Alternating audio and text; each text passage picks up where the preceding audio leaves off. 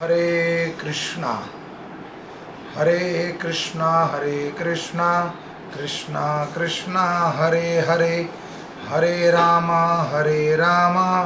राम राम हरे हरे। जगत गुरु श्रील प्रभुपाद की जय। गुरु महाराज गुरु परंपरा की जय। छठ गुरु स्वामी वृंद की जय। लीला पुरुषोत्तम जगन्नाथपुरी धाम की जय।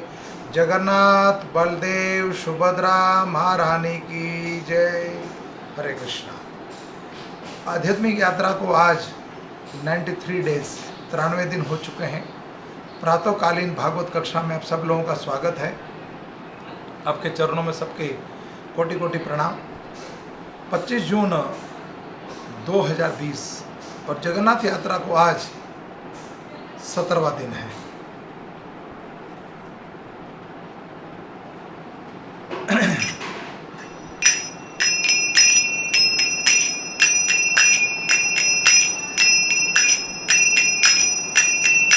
जय राधा माधव कुंज बिहारी। जय राधा माधव कुंज बिहारी। जय गोपी जनवल गिरवरधारी। जय गोपी जनवल गिरवरधारी। जय गोपी जनवल्लभ गिरवरधारी। यशोदानंदन भज जन रंजन।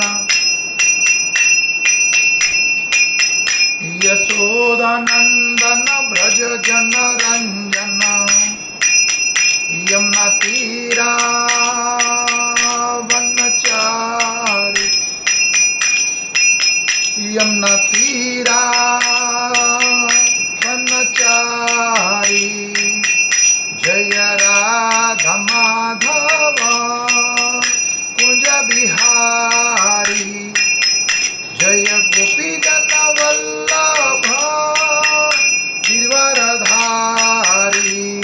यशोदानंदन ब्रज जन रंजन।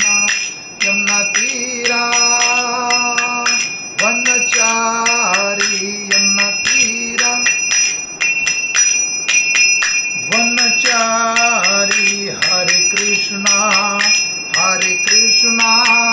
कृष्णा कृष्णा हरे हरे। हरे राम राम राम हरे हरे। हरे कृष्णा कृष्णा कृष्णा हरे हरे। हरे राम राम राम हरे हरे। हरे कृष्णा कृष्णा हरे हरे। हरे राम राम राम हरे हरे। हरे कृष्णा कृष्णा हरे हरे। हरे राम राम राम हरे हरे। हरे कृष्णा कृष्णा हरे हरे। हरे राम राम हरे हरे। जय वृंदावन धाम वृंदावन जय वृंदावन धाम। जय वृंदावन धाम वृंदावन धाम। जय वृंदावन धाम। जय कृष्ण बलराम जय कृष्ण बलराम। जय गौरानिताय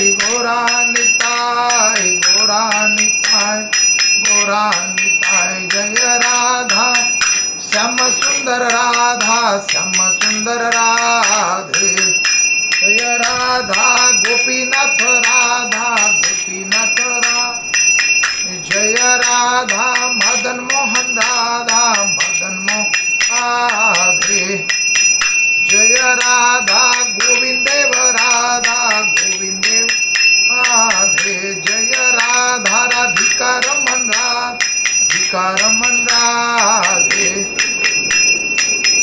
जय राधा पार्थ साथी राधा पार्थ साथी राधे जय राधे श्याम राधे श्याम राधे श्याम जय दे श्याम जय सीताराम लक्ष्मण हनुमान सीताराम जय लक्ष्मण हनुमान जय सीताराम लक्ष्मण हनुमान सीताराम जय लक्ष्मण हनुमान जय जगन्नाथ जय जगन्नाथ जय बलदेव जय सुभद्रा जय जय जय जगन्नाथ जय जय जगन्नाथ जय जगन्नाथ जय जय जय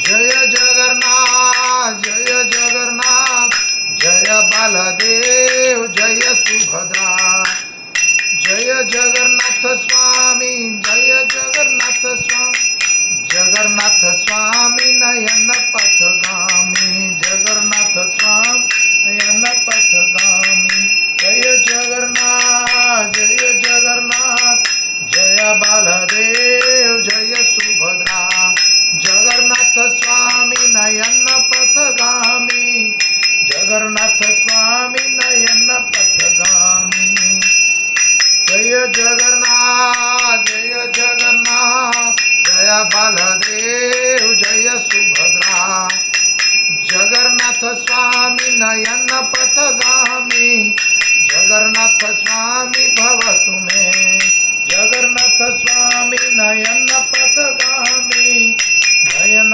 पथगामी भवतु मे हरे कृष्णा कृष्णा कृष्णा हरे हरे हरे राम राम राम हरे जय जय श्रील प्रभुपाद प्रभुपाद प्रभुपाद जय जय गुरुदेव गुरुदेव गुरुदेव निताई गौर प्रेमानंदन हरि हरि बोल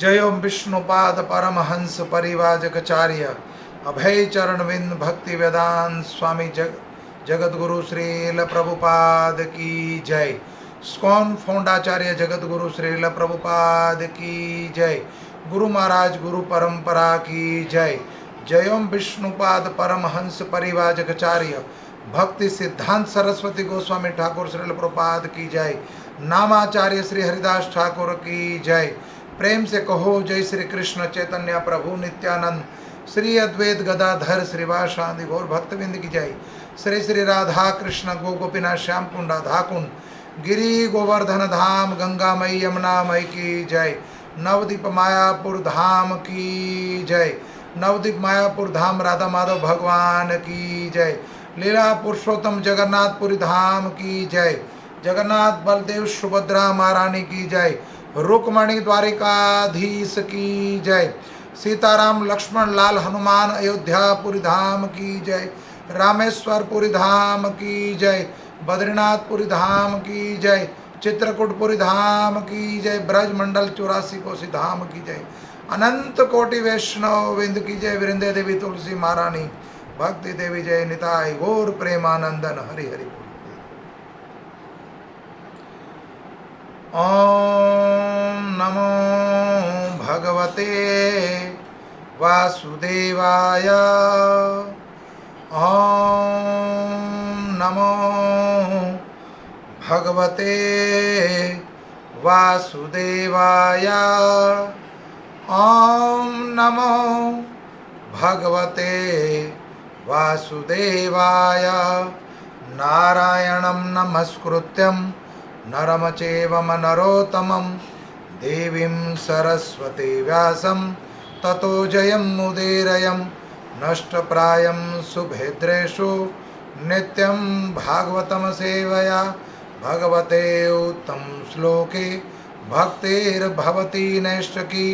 कृष्णाय वासुदेवाय देवकी नंदनंदनाय च नंदगोपकुमाराय गोविंदाय नमो नमो।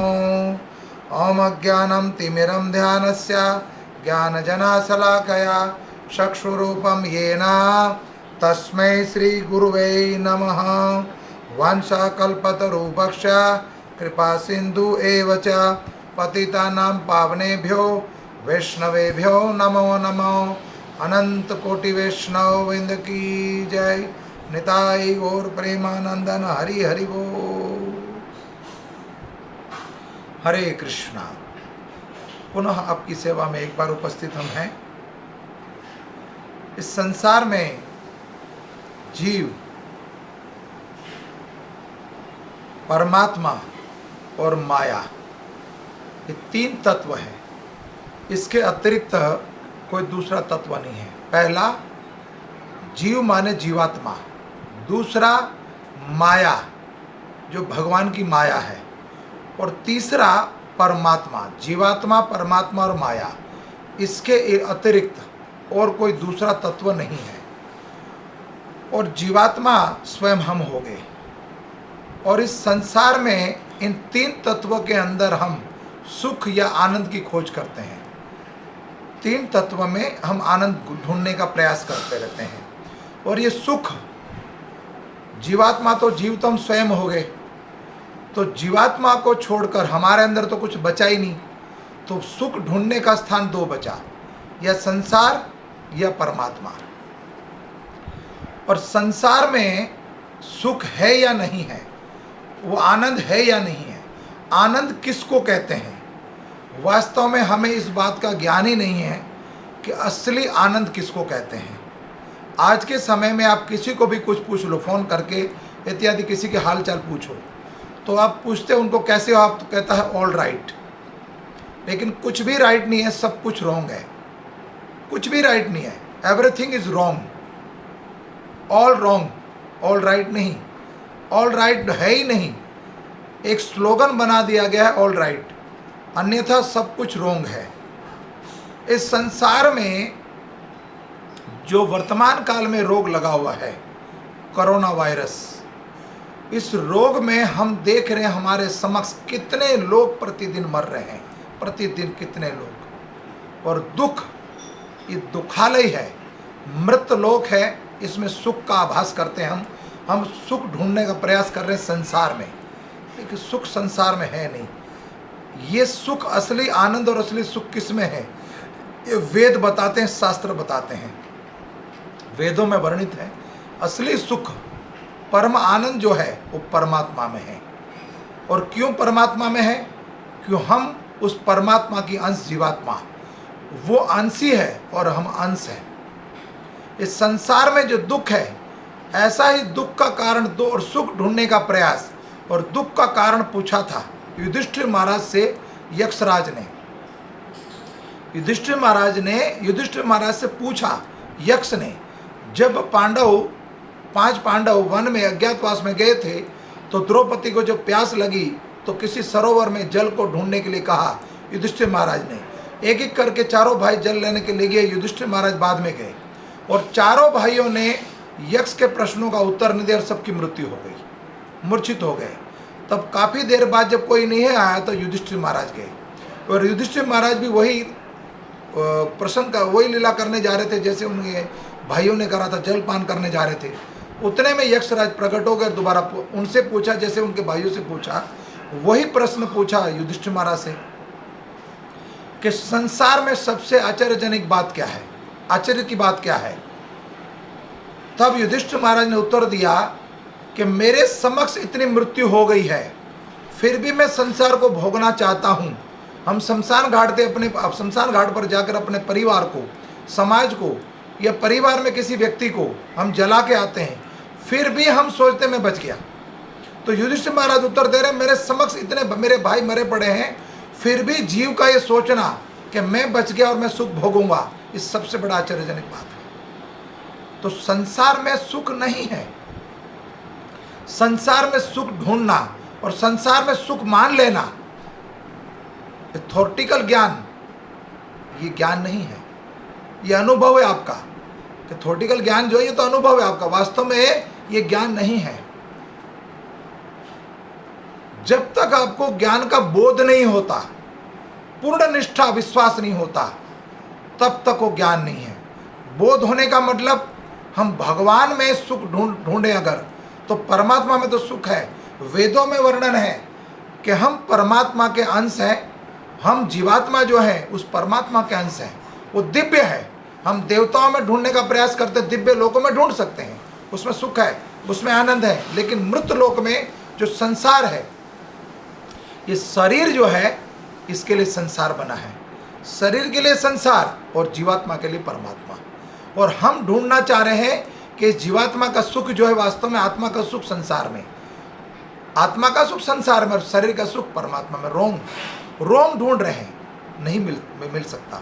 स्त्री ढूंढती है, स्त्री और पुरुष सोचते हैं कि स्त्री में सुख है और पुरुष में सुख है।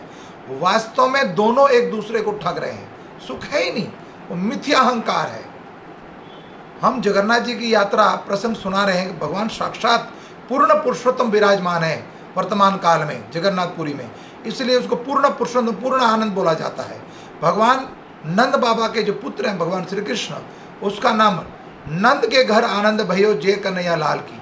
परमानेंट जो आनंद है, शाश्वत जो आनंद है, वो कृष्ण के अंदर है। गुरु आपको विषय आनंद नहीं देते, गुरु भजन आनंद देते हैं। गुरु के पास जाकर विषय मांग लिया तो मिथ्या अहंकार करके अपना इस संसार में आके अपना पतन कर लिया। गुरु से जाके विषय आनंद मांग रहे हो, वो दिव्य आनंद की खोज में निकले हो आप, तो दिव्य आनंद मांगना तो परमात्मा को मांगिए। वो दुर्लभ ज्ञान, दुर्लभ लोक की प्राप्ति गुरु करा सकता है। गुरु आज भी वर्तमान काल में वे उपस्थित है, वायुमंडल में गुरु आज भी उपस्थित है। मैंने कल भी बताया था, ये प्रवचन, इस तरह के प्रवचन हम कई बार दे चुके हैं आपको, कई बार वर्णन कर चुके हैं, लेकिन बोध नहीं होता। अब तक जब तक ये बोध नहीं होगा तो बारंबार एक ही चीज़ को दोबारा रटाया जाएगा। जैसे क ख को रटा हमने, 1 से लेके 10 तक को बार बार रटा हमने, ABC को रटाते रहते, जब तक वो याद नहीं होगा कि जीव का जो स्वभाव है वो भूलना है, वो उसको याद नहीं रखता। तो जिसकी श्रवण शक्ति अच्छी है उसको परमात्मा को नहीं भूलता। तो वास्तव में हम परमात्मा के अंश हैं। तो ये ज्ञान जो है वेदों के माध्यम से प्राप्त होता है, और हम भगवान के अंदर सुख ढूंढना चाहिए, लेकिन हम भगवान के अंदर भी सुख नहीं ढूंढते। कैसे करते हैं? हम भगवान के समक्ष जब जाते हैं, हम मंदिर में जाएं, गुरुद्वारे में जाएं, मस्जिद में जाएं या गिरजाघर में जाएं, कभी भी मंदिर में जाकर अर्चा विग्रहों के अंदर या गुरुद्वारों में जाकर गुरु ग्रंथ साहब में या बाइबल में या कुरान में उस सुख का एहसास करा कभी आपने? वो आपकी अटैचमेंट हुई कभी? जो पत्नी और पति के अंदर, परिवार के अंदर और समाज के अंदर, और जो अपने संतान के अंदर जो अटैचमेंट आपका, जो लगाव है, वो कभी अर्चा विग्रह, भगवान के विग्रहों में, भगवान की मूर्तियों में या कुरान में या बाइबल में या गुरु ग्रंथ साहब में कभी भी अटैचमेंट हुई आपकी? तब उत्तर मिलता वो स्वभाव तो कभी नहीं आया। अगर वो अटैचमेंट होती तो वापस घर पे लौट कर नहीं आते। वास्तव में साक्षात परमात्मा, ये दुखालय से भरा हुआ अनंत कोटि कई तरह के दुख, ये कोरोना वायरस पहली बार नहीं लगा, dengue, chikungunya, TB, heart attack, BP, sugar, cancer, कई तरह के रोग है संसार में। ये मृत लोक में दुखालय है, जन्म, मृत्यु, जरा और व्याधि। व्याधि तो दुख से रहेगा ही रहेगा। यहाँ पर मृत लोक में ये नश्वर शरीर और नाशवान लोक है, तो सुख तो मिलेगा ही नहीं। हम मृत्यु में शमशान घाट में महल खड़ा करना चाह रहे हैं, वो संभव नहीं, असंभव है। और ये साधु महात्मा कथा सुनाते रहते, समझाते रहते, ये अमृत का पान कराते हैं, फिर भी हम नहीं करते। तो वास्तव में जो मैं आपको भगवान का घर, गुरुद्वारा बता रहा हूँ, मस्जिद बता रहा हूँ या गिरजाघर बता रहा हूँ, अगर उस असली सुख की खोज में निकले हो तो वहाँ पर से कोई वापस नहीं आता। ये जो शरीर का संबंध है आपका, जिस परिवार के साथ स्वार्थ का संबंध है, वहाँ मुड़ के वापस नहीं आते। वो भगवान के चरणों में एक बार जिसने अपने आप को अर्पित कर दिया तो भगवान तो कहते हैं मैं अपना धाम दे दूंगा उसको, दोबारा मृत्यु लोक में आने नहीं दूंगा, शाश्वत लोक दे दूंगा। ध्रुव को दिया, प्रहलाद को दिया, मीरा को दिया, सबरी को दिया, नरसिंह मेहता को दिया, सुदामा को दिया, विष्णु पितामह, 12 महाजन, गोस्वामी तुलसीदास, जगत गुरु श्रील प्रभुपाद, वेद व्यास जी, कृष्णदास कविराज गोस्वामी, वृंदावन दास ठाकुर, कितने भक्त, नामदेव, तुकाराम, अनंत कोटि भक्त हो चुके हैं। उन भक्तों के पद चिन्हों पर चलना चाहिए तो ये दुखालय से निकलकर सुखालय की प्राप्ति हो सकती है। जब तक ये आभास नहीं होगा, जब तक ये आभास नहीं होगा तब पूर्णति जननम पूर्णति मरणम, पूर्णति जननम पूर्णति मरणम, यही होता रहेगा। वास्तव में असली सुख जो है वो परमात्मा के साथ है। और जब तक ये आभास नहीं होगा हमें, तब तक उसके नाम का सिमरन करने में हमारे नेत्रों से आंसू नहीं आते। जब उनको भोग लगाते हैं तो भगवान ने भोग ग्रहण करा के नहीं करा। भगवान के जब दर्शन करते हैं तो कई लोगों की आदत तो हाँ ठीक से दर्शन ही नहीं करते, जाते हैं आंखें बंद करके दर्शन मंदिर जाके फिर वापस आ जाते हैं। मंदिर जाना और भगवान में अपने आप को समर्पण करना, अपने आप को अर्पण कर देना, भगवान को सरेंडर कर देना, जब ये स्थिति आएगी तो दुख जो है कट जाएगा और दुखालय से निकल के हम सुखालय में जा सकते हैं। लेकिन जब तक ये मटेरियल लाइफ का थोटिकल जो ज्ञान है आपके अंदर, तब तक वो सुख की प्राप्ति नहीं हो पाती। ऑल राइट नहीं, सब कुछ रॉन्ग, ऑल रॉन्ग है, कुछ राइट है ही नहीं। तो वास्तव में जब सुखदेव गोस्वामी परीक्षित महाराज के सामने उपस्थित हुए उस सभागृह में, और परीक्षित महाराज ने अपने गुरु से कहा सुखदेव गोस्वामी से कि मैं मरने वाला हूँ, 7 दिन के अंदर मेरी मृत्यु है, मुझे श्राप हुआ है, तब सुखदेव गोस्वामी को आमंत्रित नहीं किया था परीक्षित महाराज ने, लेकिन भगवान की प्रेरणा हुई। जब भगवत कृपा होती है तो साक्षात गुरु, भगवान साक्षात गुरु के रूप में प्रकट हो जाते हैं।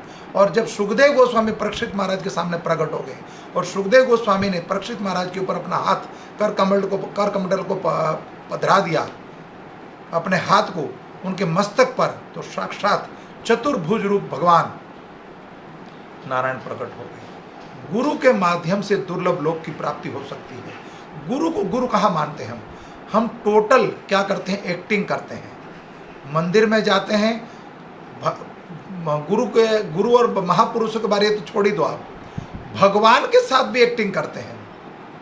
मंदिरों में जाते हैं तो देखते हैं भगवान को भोग लगता है, भगवान ने खाया कि नहीं खाया, ये तो पत्थर की मूर्ति है। वास्तव में हम भगवान को चंदन लगाते हैं, वस्त्र पहनाते हैं। अब जगन्नाथपुरी में वस्त्र पोशाक का ही वर्णन है, 25 तरह के वस्त्र का वर्णन बताया गया है। तो पत्थर की मूर्ति को वस्त्र पहना रहे हैं। पत्थर को भगवान को तो पत्थर को भगवान तो माना ही नहीं, पत्थर को भगवान नहीं माना।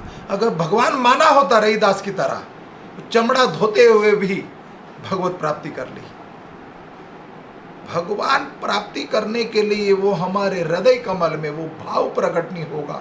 भगवान के समक्ष खड़े हरिनाम कर रहे हैं, तब भी नेत्रों से आंसू नहीं आ रहे, अश्रुपात नहीं हो रहा है, तो भगवान कैसे कृपा करेंगे। और रहीदास को, साक्षात ध्रुव को, मीरा को, नरसिंह को, प्रहलाद को साक्षात भगवान प्रकट हुए हैं।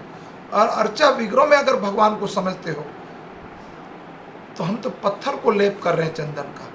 वो भाव नहीं प्रकट किया कभी भी कि हम भगवान को भोग लगाते मात्र ये करते, हाँ मेरी ड्यूटी थी मैंने भोग लगा दिया। कभी ये भाव तो लाओ, मेरे ठाकुर जी को मैंने टाइम से भोग नहीं लगाया। 3 टाइम भोग लगाना, भगवान साक्षात हमारे घर के एक मेंबर है, हमारे पे पराधीन है भगवान। अर्चा विग्रह जिसके घर में स्थापित है वो पराधीन होते हैं भगवान, हम पराधीन है वो। जब तक हम भोग नहीं लगाते तब तक वो भोग ग्रहण नहीं करते, जब तक हम सुलाते नहीं तब तक सोते नहीं। ये भाव, करुणा भाव लाइए। तो हम संसार में भी एक्टिंग ही कर रहे हैं, कुछ नहीं कर रहे हैं। हमारे घर कोई व्यक्ति आता है तो उनको बड़े भाव से बुलाते हैं, आइए आइए शर्मा जी, आइए आइए गुप्ता जी, और अंदर से सोच रहे हैं रात को 11 बजे कहाँ ही मूर्ख आ गया मेरा टाइम वेस्ट करने के लिए। वास्तव में हर एक के साथ नाटक करते करते करते हम खुद एक नाटक बन के रह गए हैं, उनके हाथ की, काल के हाथ की पुतली बन के रह गए हैं। और इसमें जननम मरणम पूर्णति जननम पूर्णति मरणम, चकडोर होता है, चकडोर देखा होगा आपने। जब ऊपर की ओर जाते हो तो आपको आनंद आता है, फिर नीचे आते हो फिर दुख भोगते हो। ठीक उसी तरह round and round, up and down, इस संसार में 84 लाख जोनी है, हम घूमते ही रहते हैं। छोटे सुख से बड़े सुख की ओर भागना चाहते हैं। जिसके पास 1000 है वो लाख चाहता, लाख वाला करोड़ चाहता, करोड़ वो अरबपति चाहता। किसी व्यक्ति को इस संसार का राजा बना दो, पूरे संसार का राजा बना दो। जब वो संसार का राजा बन जाएगा तब वो कहता है यहाँ तो परिश्रम करना पड़ता है, मेहनत करनी पड़ती है।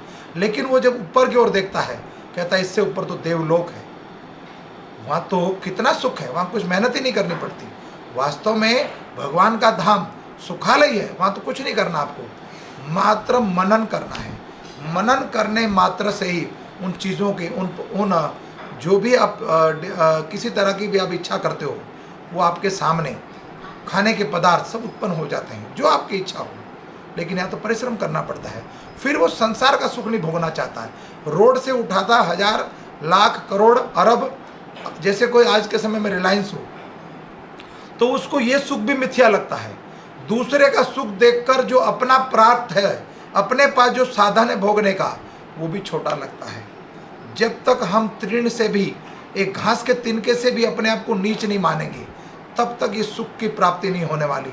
घर छोड़कर जाते हैं हम विदेश, विदेश से जाते किसी हिल स्टेशन पर, हम घूमते रहते संसार में सुख ढूंढने के लिए। यहाँ सुख मिलेगा, कभी स्त्री भोग करते हैं, कभी पुरुष भोग करते हैं, कभी अच्छा भोजन, कभी अच्छा वस्त्र, कभी अच्छी गाड़ी, कभी अच्छा मकान।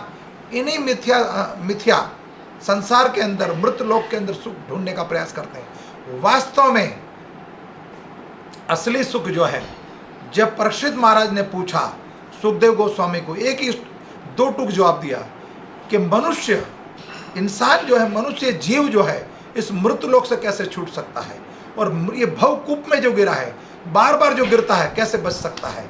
तो 2 टूक जवाब था, मात्र हरि नाम संकीर्तन, कि हरि का नाम सिमरन करने से वो भगवत धाम जा सकता है। भाव से भजना है। लेकिन हमारा जो अटैचमेंट है, जो ज़्यादा संबंध है, ज़्यादा प्रतिदिन की जो अभ्यास है हमारा, वो तो संसार के साथ है।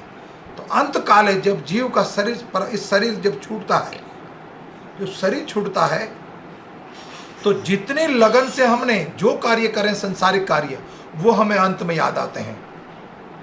मंदिर जाते हैं, तीर्थ जाते हैं, भजन करते हैं, कथा सुनते हैं, उसमें वो अटैचमेंट, वो लगन नहीं होती।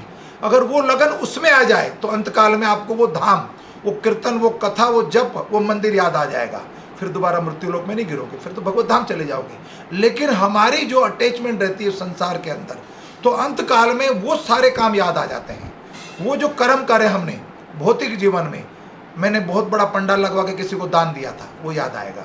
फिर कोई ऐसे कुकर्म करते हैं, वो भी सिर्फ जीवात्मा खुद जानता है। अपने बच्चे को, अपनी पत्नी को, अपने समाज में किसी को नहीं बताता। वो बड़ी लगन से और ध्यानपूर्वक करता है। तो अंत काल में वो चीज़ें याद आती हैं।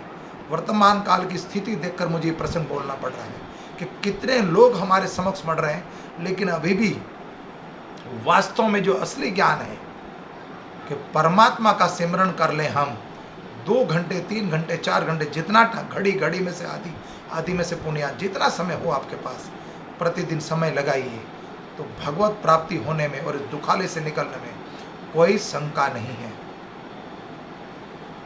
ये दुर्लभ शरीर प्राप्त हुआ, और गुरु भी दुर्लभ है। सद शिष्य मिलना दुर्लभ है, लेकिन सदगुरु तो उपस्थित है।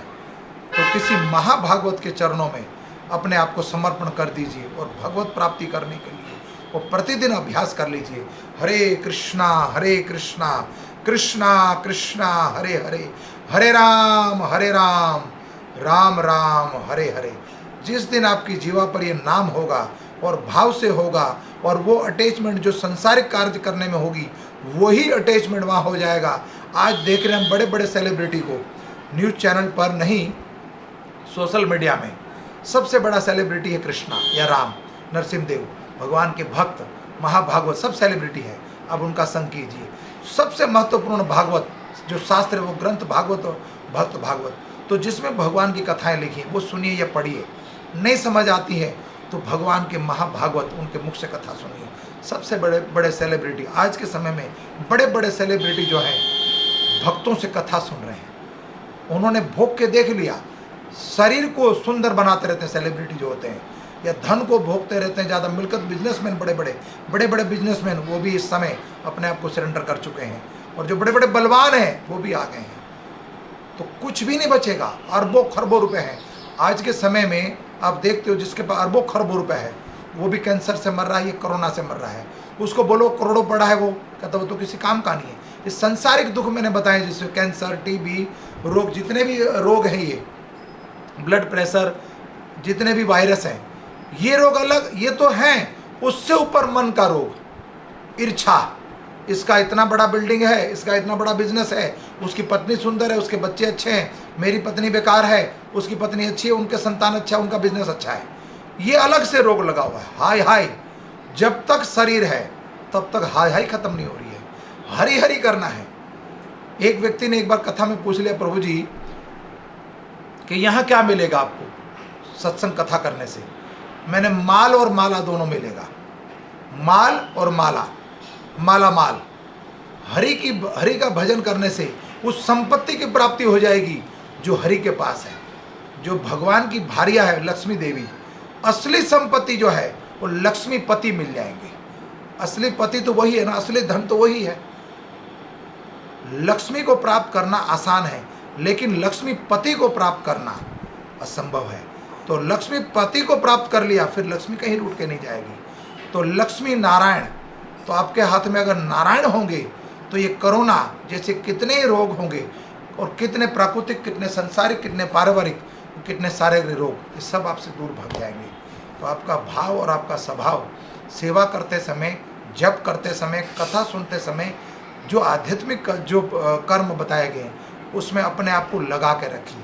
जिस दिन ये आपको आदत बन जाएगी, आपका अभ्यास हो जाएगा, उस दिन दुख को काटने का, डिप्रेशन में आने का सबसे बड़ा उपाय होगा ये कि हरिनाम संकीर्तन करो, सारे डिप्रेशन दूर, सारे दुख दूर। आगे की कथा में, जगन्नाथ की कथा में प्रवेश करते हैं हम। कथा लंबी हो जाएगी। अब हम कथा कल सुन रहे थे तो उसमें बताया जा रहा था कि भगवान को प्रतिदिन जो है अलग अलग तरह के त्योहार के हिसाब से और तिथि के हिसाब से वेश धारण कराए जाते हैं, जिसमें वेश बताए गए हैं 25 तरह के। तो हम खाली वेशों का वर्णन कर देते हैं, कथा के प्रसंग संक्षिप्त में वर्णन कर रहे हैं, उसके बाद कथा में प्रविष्ट करेंगे। तो 25 तरह में पहला वेश बताया भगवान का अवकाश वेश, दूसरा बड़ सिंगार वेश, तीसरा गजानन वेश, चौथा सोना वेश, पांचवा राजवेश, छठा पद्म वेश, सातवां गज उदाहरण वेश, आठवां रघुनाथ वेश, नौवां चंदन लिपि वेश, धोड़ लागी वेश, नावक वेश, 12वां वन भोजी वेश, 13वां कालिया दमन वेश, 14वां प्रबलासुर असुर वध वेश, कृष्ण बलराम वेश, राधा दामोदर वेश, लक्ष्मी नारायण वेश, बांक चूड़ामणि वेश, त्रिविक्रम वेश, लक्ष्मी नरसिंहा वेश, नागा अर्जुन वेश, राजेश्वर वेश, वामन वेश, श्रद्धा वेश, चाचेरी वेश, और 25वां है मदन मोहन वेश। इस तरह के भगवान के प्रतिदिन अलग अलग तरह के वेशों का वर्णन करा गया है, और इतनी ही तरह का भगवान के भोग हैं। तो यहाँ पर जो भगवान के भोग बताए गए हैं वो भी अनंत मात्रा में है। कई तरह के वर्णन है कथा में। तो हम यहाँ पर एक सेवा का वर्णन कर रहे हैं, सेवक और भगवान की सेवाएं। और ये प्रसंग जो है जगन्नाथपुरी में प्रतिदिन इतने भोग, इतने पोशाक धारण कराए जाते हैं प्रति माह, प्रतिदिन। तो जब तक ये भाव नहीं होगा, थोड़ी देर पहले सुनाया हमने, लेकिन जगन्नाथपुरी में लीला अद्भुत है और अलग है, विपरीत है कि वहाँ वंशावली से वो वेश, वो लीलाएं, वो सेवाएं मिलती हैं। वंशावली से क्यों? कि जिस परिवार में जिस व्यक्ति का जो कार्य है, डॉक्टर का बेटा डॉक्टर, वकील का बेटा वकील, ऐसा नहीं है। लेकिन जो सेवा जिसको दी गई है उसके खून में वो स्वभाव, वो गुण होगा, उसके ब्लड रिलेशन होगा।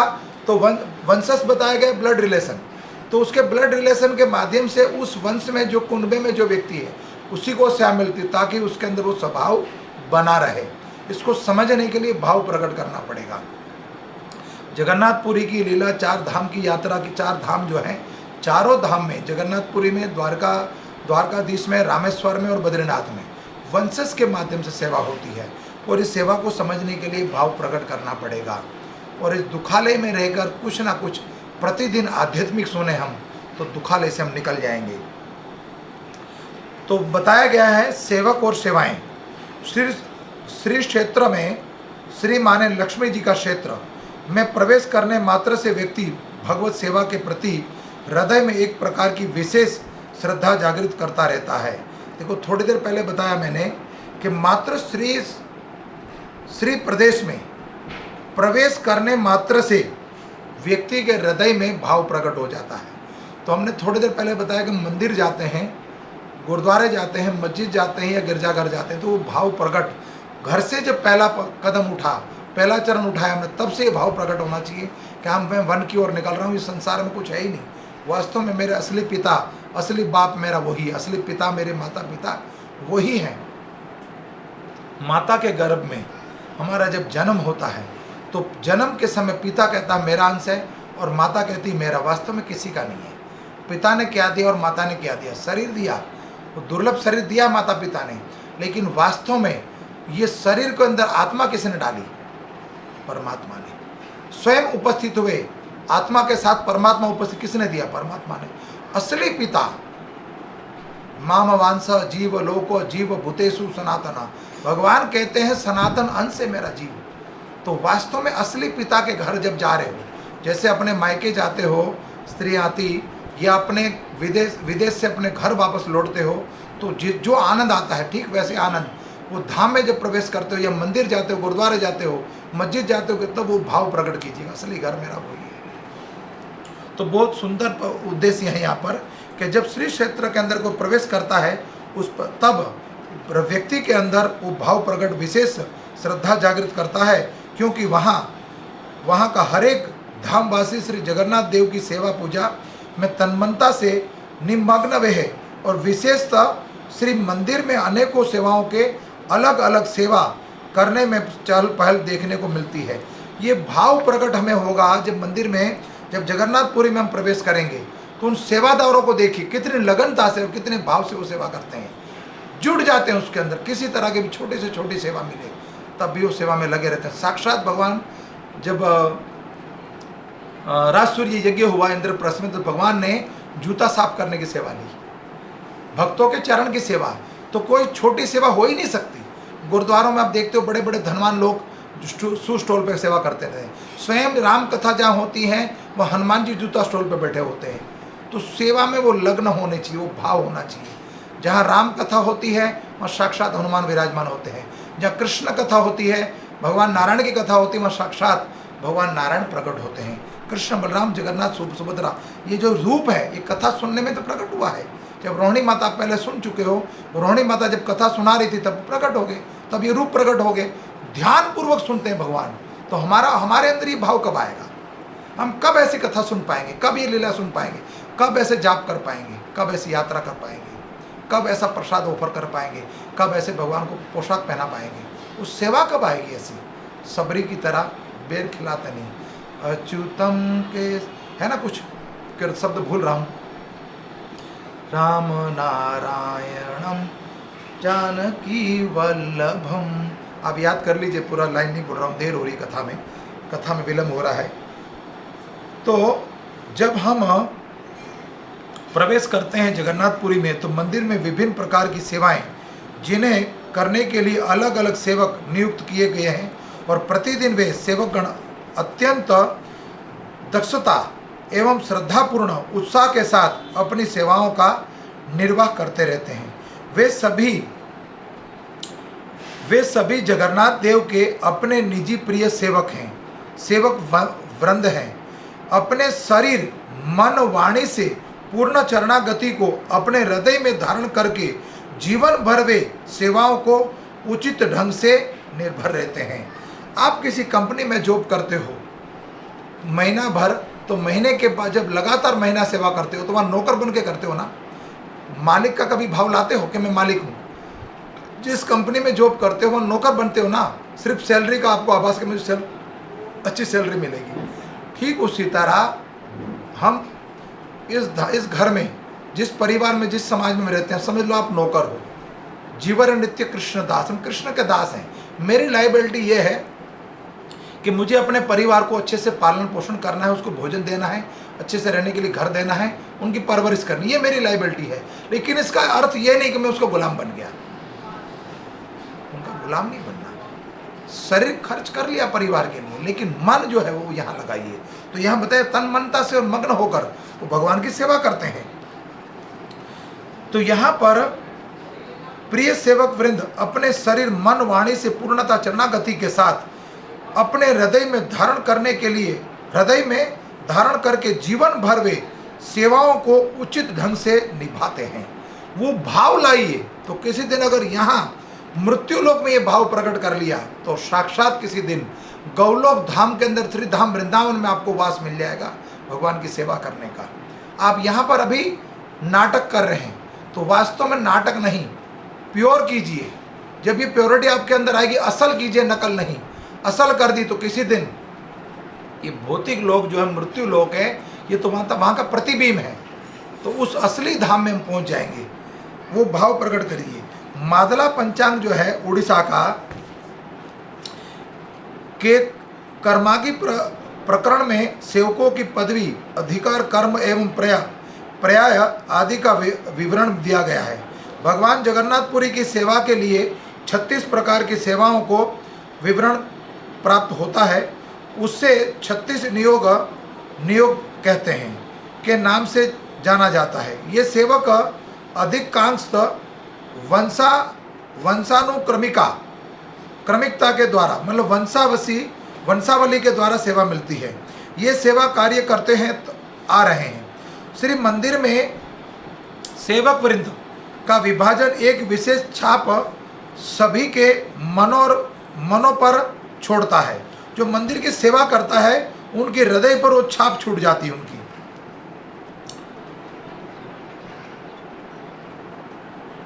कोई भी सेवक अन्य सेवकों का कार्य नहीं करता।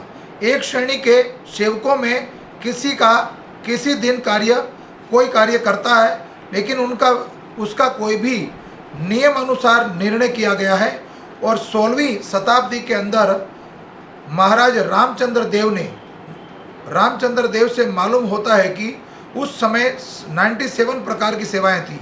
वर्तमान काल में इससे अनेक सेवाओं की सेवा का अन्य सेवाओं के साथ जोड़ दिया गया है, मिला दिया गया अथवा लोप हो गया है तथा वर्तमान में नई सेवाओं की सृष्टि हुई है। परंतु मादला पंचंगा में उल्लेख मिलता है कि राजा अनंग भीमदेव ने ये 36 नियोग सेवा की सृष्टि की थी और इन सेवाओं को वर्तमान काल को कुछ लाभ प्रदान किया जाता है ताकि उनके परिवार आदि का उदर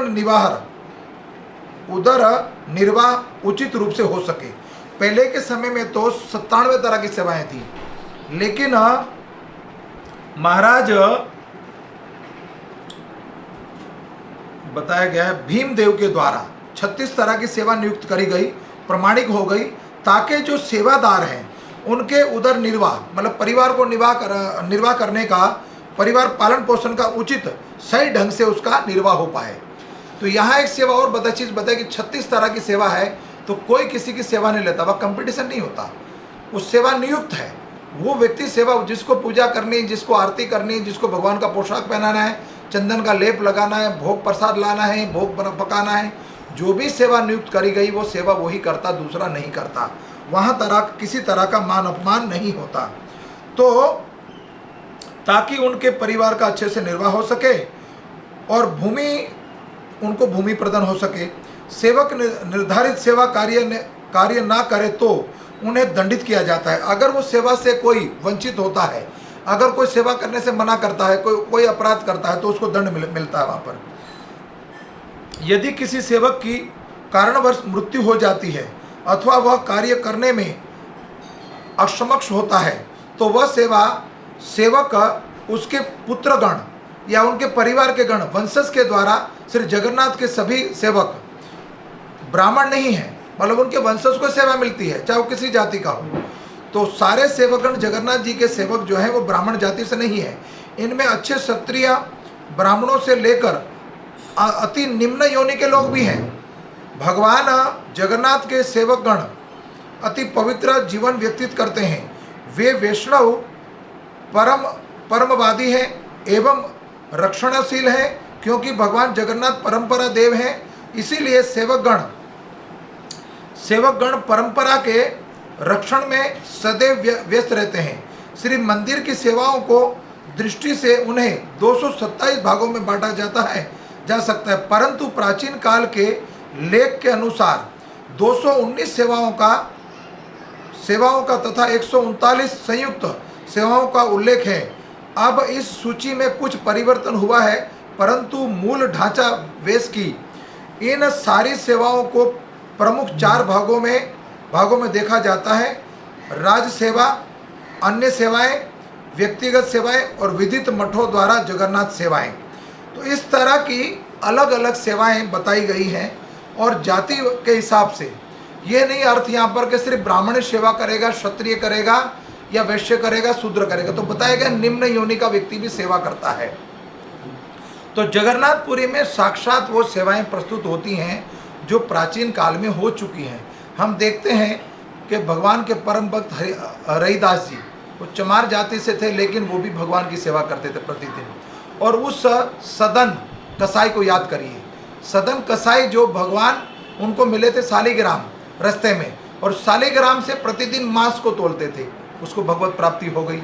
तो भगवान के धाम में भगवान का भजन करने में कोई जाति नहीं है, कोई विधि विधान नहीं, कोई पढ़े लिखे की आवश्यकता नहीं है, अनपढ़ भी कर सकता है। भगवान का भजन तो कोई भी कर सकता है। राज शासन जब कर सकता तो भजन क्यों नहीं कर सकता। तो भगवान की सेवाएं 25 तरह के पोशाक और वस्त्र बताएं, और सेवाएं भी कितनी तरह की हैं फिर पुनः हम कल बोलेंगे।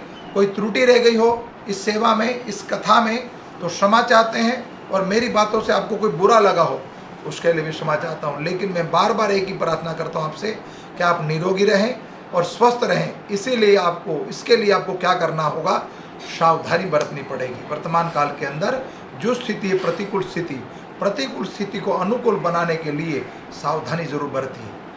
बाहर की चीज़ें मत खाइए और अपने परिवार में रहकर ठाकुर जी की सेवा कीजिए, भगवान को भोग लगाइए और वो भोग ग्रहण कीजिए, तो आप स्वस्थ रहेंगे और हरिनाम संकीर्तन करने से दुखालय से बच सकते हैं, दुख से बच सकते हैं।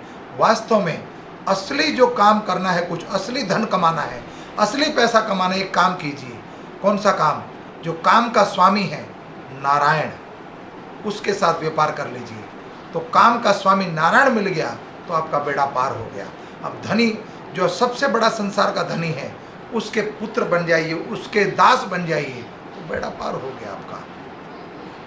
जो काम जिसका दास बन चुका है, तो काम का स्वामी है नारायण, उसके दास बन जाइए, उस नारायण के, हो गया बेड़ा पार आपका। हरिनाम संकीर्तन कीजिए प्रतिदिन, हरे कृष्णा कृष्णा कृष्णा हरे हरे, हरे राम राम राम हरे हरे। जगत गुरु श्रील प्रभुपाद की जय। गुरु महाराज गुरु परंपरा की जय। नीलांचल निवासाय नित्याय परमात्मना बलभद्र सुभद्राय जगन्नाथाय ते नमो नमो। वांछाकल्पतरुभक्षा कृपा सिंधु एव च पतितानां पावनेभ्यो वैष्णवेभ्यो नमो नमो।